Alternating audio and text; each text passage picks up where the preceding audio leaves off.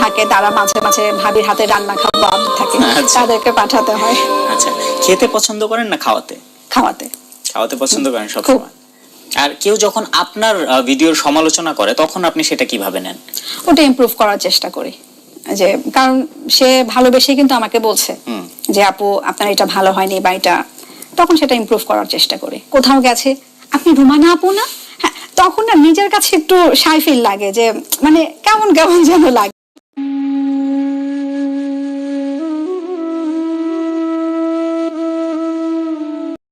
বাংলাদেশের food blogging এবং digital রন্ধনশিল্পী নেমে এসেছে গভীর শোকের ছায়া।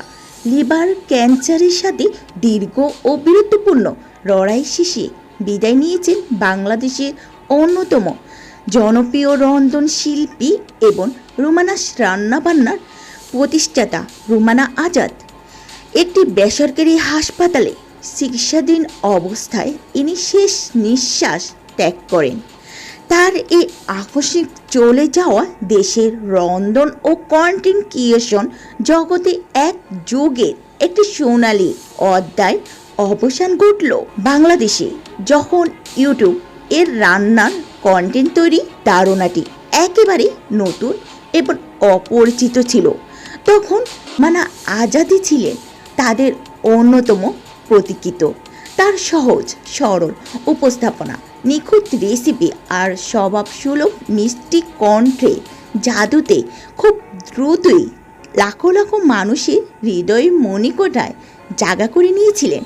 রান্নাকে সেফ গড়ের কাজের গণ্ডি থেকে বের করে এটিকে দিয়েছে একটি নান্দনিক রূপ। আজাদের বিদায়ের পর সামাজিক যোগাযোগ মাধ্যমে তার অনুসারী, ভক্ত ও সহকর্মীরা গভীর শোক প্রকাশ করেছেন। দীর্ঘ সময় ধরে মরণবেদী ক্যান্সারে তীব্র যন্ত্রণা সহ্য করে তিনি যেভাবে ক্যামেরার সামনে সবসময় হাসি মুখে দাঁড়াতেন, তা আজ সবাইকে আবেগে আপ্লুত করছে। শারীরিক চরম অসুস্থতা সত্ত্বেও নতুন নতুন রেসিপি নিয়ে স্ক্রিনে তার সেই চেনা হাসি আর প্রাণবন্ত উপস্থিতি দর্শকদের কখনোই বুঝতে দেয়নি যে পর্দার আড়ালেও তিনি কতটা লড়াই করেছিলেন।